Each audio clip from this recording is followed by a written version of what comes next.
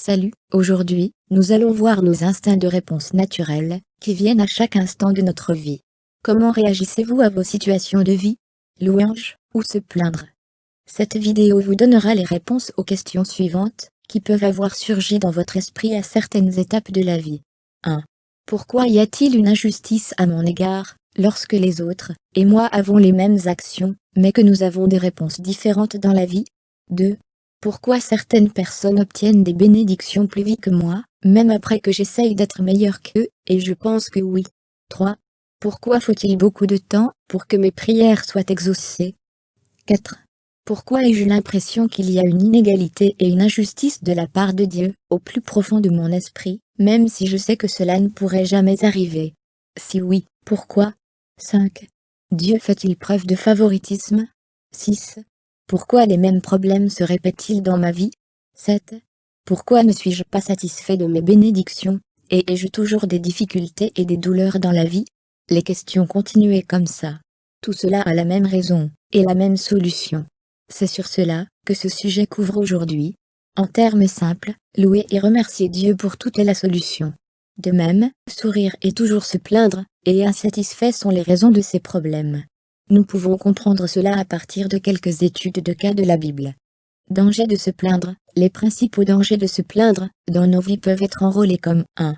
Bénédiction de perte. 2. Retard dans les bénédictions. 3. Dieu tarde à agir même s'il est près de vous. 4.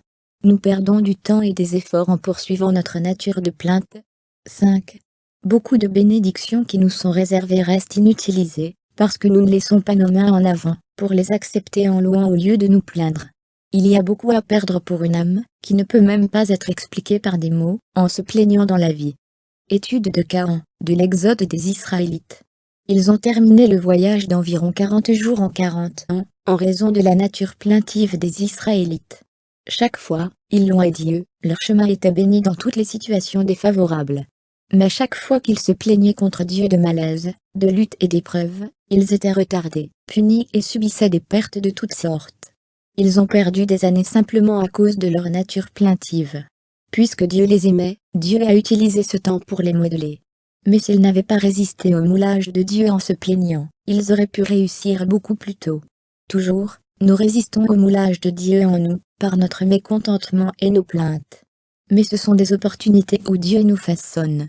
Nous devons simplement nous laisser modeler par Dieu, c'est pourquoi nous devons continuer à louer Dieu en ces temps d'épreuve.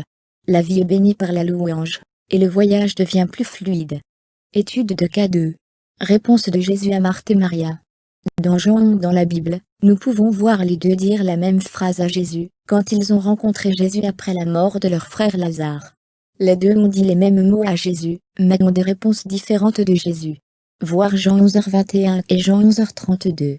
Tous deux ont dit les mêmes mots. Seigneur, si tu avais été ici, mon frère ne serait pas mort. Voyez comment Jésus répond aux deux situations pour la même phrase utilisée par les deux. À moins d'étudier en profondeur, nous ne comprenons pas pourquoi cela s'est produit. Jésus ne peut jamais faire d'injustice. Voyez ce que nous avons manqué là-bas, et dans nos vies. Voyons et comprenons pourquoi nous perdons dans la vie. La clé du fait se trouve dans le chapitre précédent. Là, nous pouvons que lorsque Jésus est à la maison, Marthe et Marie l'ont accueilli. Mais Marthe était très inquiète, et essayait avidement de préparer de la nourriture, et d'autres pour Jésus, ce qui était une bonne action. Mais Maria était assise, et écoutait les paroles de Jésus. Là, nous pouvons voir qu'après un certain temps, Martha a été frustrée de tout faire d'elle-même. Elle a demandé à Jésus de laisser Maria aider en guise de plainte. Jésus a essayé de la calmer, et a demandé de définir correctement les priorités. Nous faisons tous parfois la même chose. Nous faisons de bonnes choses. Même pour dire, plusieurs fois, nous faisons des choses qui sont très sincères, et essayons de faire de notre mieux. Mais après quelques efforts, on se fatigue. Nous ressentons également de l'injustice et de la frustration de voir que nous avons fait tant de choses avec dévouement et sincérité, mais cela ne va pas. Les autres n'ont peut-être pas lutté aussi durement, mais reçoivent des avantages similaires, et bien souvent encore plus d'avantages et de bonnes appréciations. Cela semble être une injustice et conduit à une frustration au plus profond de soi, et certains la partagent, tandis que d'autres la gardent à l'esprit. Cela les blesse à son tour intérieurement.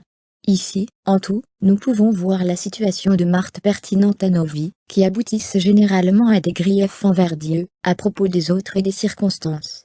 En outre, cela finit par blesser les personnes, la frustration et finalement la haine et conduit à être une personnalité blessée et violente, même si dans le cas de Marthe, Jésus l'a directement ramenée avant de s'aggraver.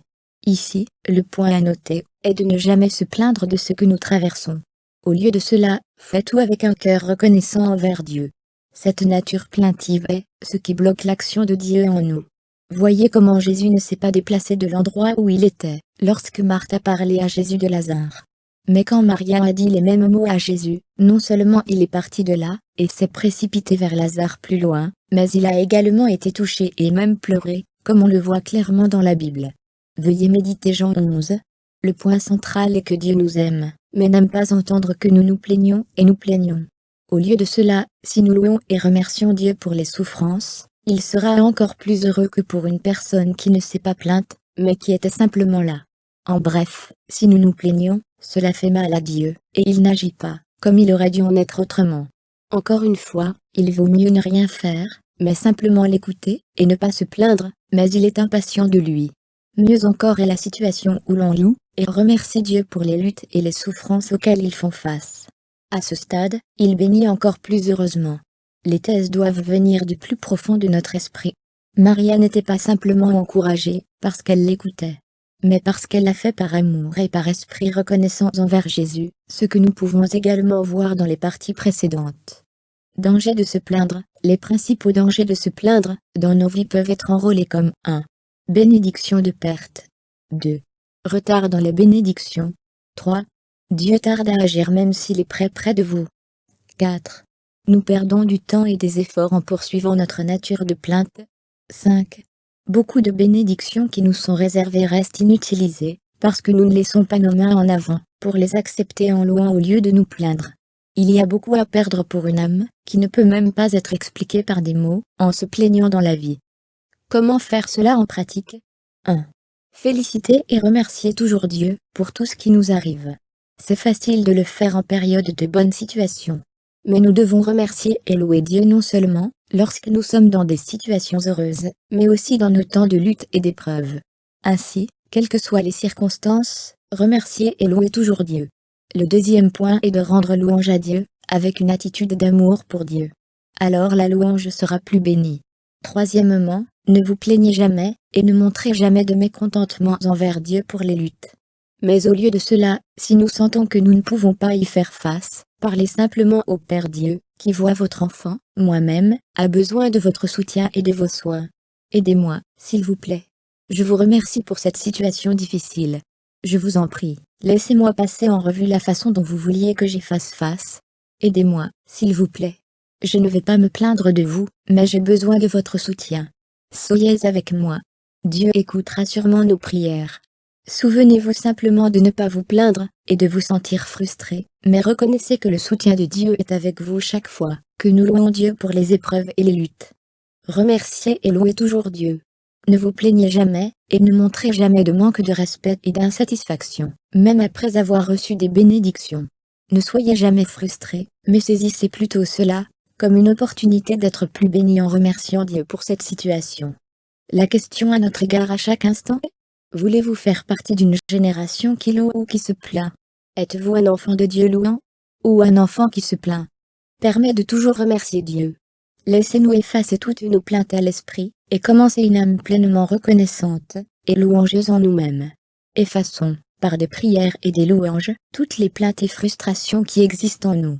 S'il existe toujours, louez quotidiennement pendant au moins 10 minutes, et continuez jusqu'à ce que nous soyons complètement libérés de la nature qui se plaint, et préparez-vous pour une âme de louange, pour tout ce qui nous vient. Si nous constatons que nous avons toujours cette nature, continuons à louer Dieu, et à prier, pour qu'une telle nature nous soit profondément éloignée.